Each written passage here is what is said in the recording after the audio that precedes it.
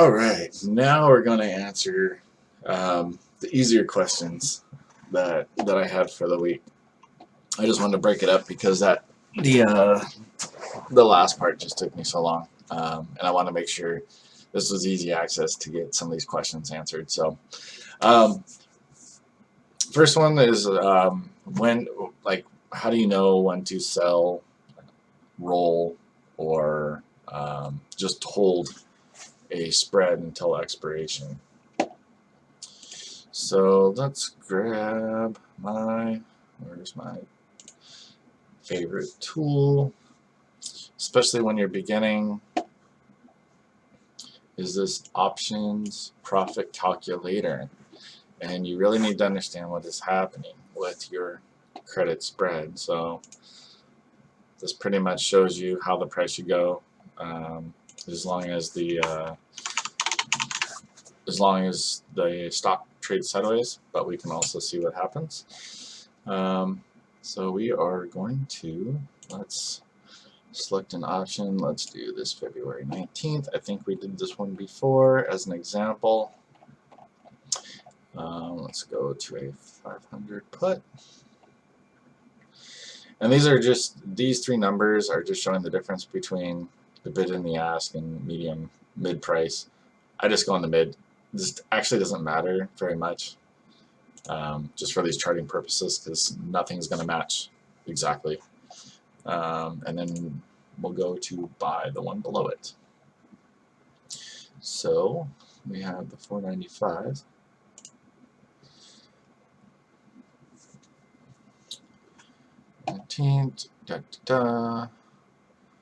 All right. So this has already gone down quite a bit. I think when we last looked at this, there was a $100 credit or so, at least $100, maybe 98. So how do we know when we want to, like how we want to manage this? So let me see. I want to do, okay, this profit loss dollar. So here's the deal. So when you open it, you basically have this contract, and they're holding $500 for you because the difference between the two is $500. You sold that to somebody, and then you collected whatever your premium, and in this case is $77. So right in the beginning, right, this is tomorrow, you're not gonna see much gains, right, unless the price goes up. So that's the two things can happen. If Tesla price goes up to 756, you can see you've already gained $44. If it doesn't, or if it goes down, let's say it drops $50, then you're going to be down 40 some bucks, right? So how do you know whether or not you want to let it expire, roll, or close it out? So you'll see me from time to time go through my account and just change the profit and loss on the mobile app to equity. And what that equity is showing me is how much money left I have to gain. So we know the maximum amount is the credit that you received. So when you opened it, you know, if you let it expire, you're going to gain the $77. But let's say it is February 31st. So let's say it's somewhere right here. That's, for argument's sake, it went down a little bit. February 2nd, and you can basically buy it back for $57. I'm sorry, you're gonna buy it back for $20. Is that right? Yep, because you've gained the 57. So sorry. even after a while, just some of the stuff gets a little bit confusing. All right. So February 2nd, and Tesla's trading around that 660-ish, right? You can buy it back for $60, let's say, which means you can wait all the way until February 19th, another 2 weeks, and the maximum you're going to gain at that point is $20. So at that point you do have your options. You can sit and wait 2 weeks, so your $500 for 2 weeks, it's only going to make you an additional $20. It's going to make you like, $10 per week. That's option number one, and you can totally let it expire. The reason I don't do this, one, and the primary reason, because I want my $500 to do something else. Normally when I'm opening up the put spreads, you'll see right around $100. So because we've gained 50, we only have $20 left. I don't want my money only making $20 for the 2 weeks.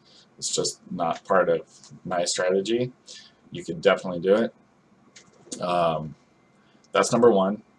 Number two is, if you're going to, at this point where you only have $20 more to gain, in my mind it does not make sense to even risk having $20 gain for 500. The amount's so low. So if you looked at that just from the standpoint of, hey, can I hold your can you possibly lose $500, just by and you'll maximum gain $15. It just doesn't make sense in my mind at all. So I'd rather take on a little bit more risk, take on a little bit more time, maximize that. And then also, like right before battery day, an event can happen, and right now you have the opportunity to gain most of your money back. The stock could plummet, and if it drops too fast right before expiration, there's not enough value in there for you to manage. So closing it a week or two before expiration gives you time to management. So there's no 100% right answer, but there's a right answer for me, and as you're doing it, there'll be a right answer for you. But that's been my strategy. You won't see, even if we, let's see, can we do, where is my, let me look for my Robinhood real quick. Yep, there it is. So you can see, as far as my expirations, the next one I have expiring is on the 8th. So these ones coming into this week, I will start managing them. We'll see what my equity is. So when these start getting around $20, and I've been moving them out even when they're as low as $40, because most of them I opened, I gained $100, and then I just want to put that money to work, move it farther out, because it sucks. If you have 10 credit spreads open and it's worth $5,000, and your $5,000 is only making you $200 for the rest of the week, when it could be bringing you in another $1,000, it just doesn't make sense to me. So I know that wasn't an exact answer, but because ultimately it's your choice. Why do I sell the lower put? So I wrote this out, but I just want to make sure this makes sense. So when you sell a put, and we'll do the same example this February 19th.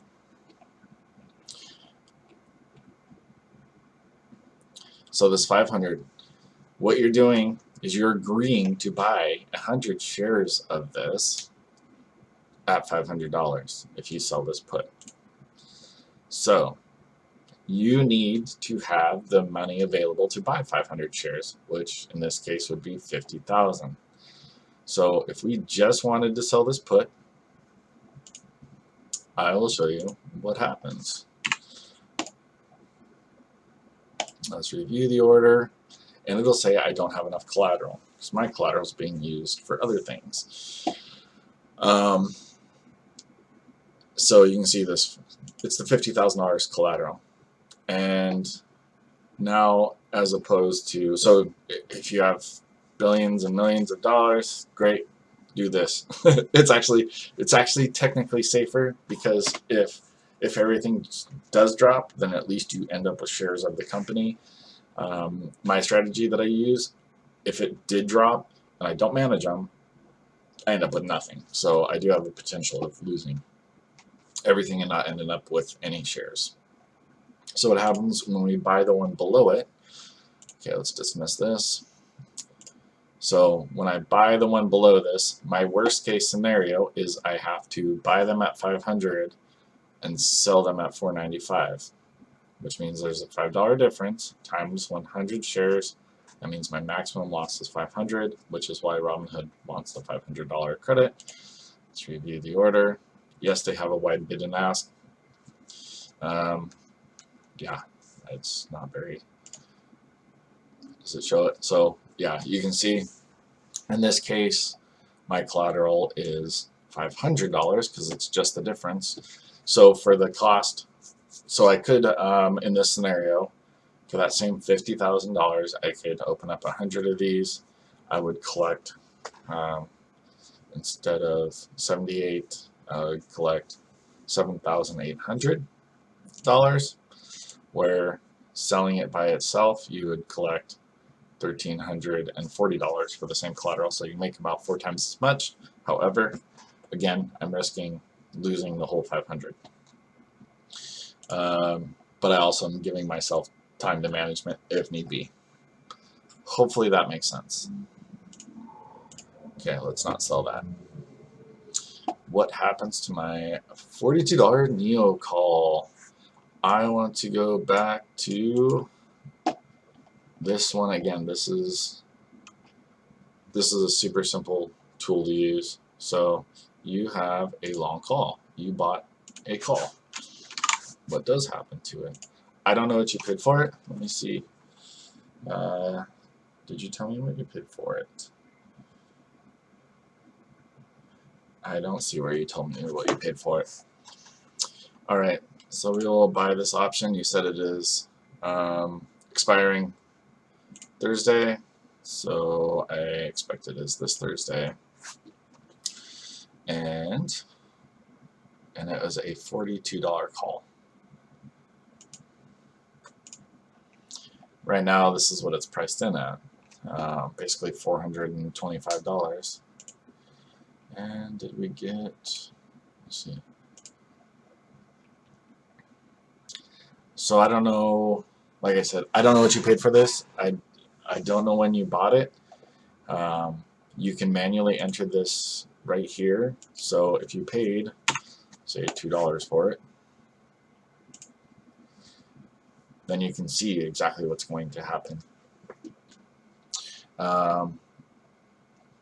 So you can see, let's see, NEO is, where is it?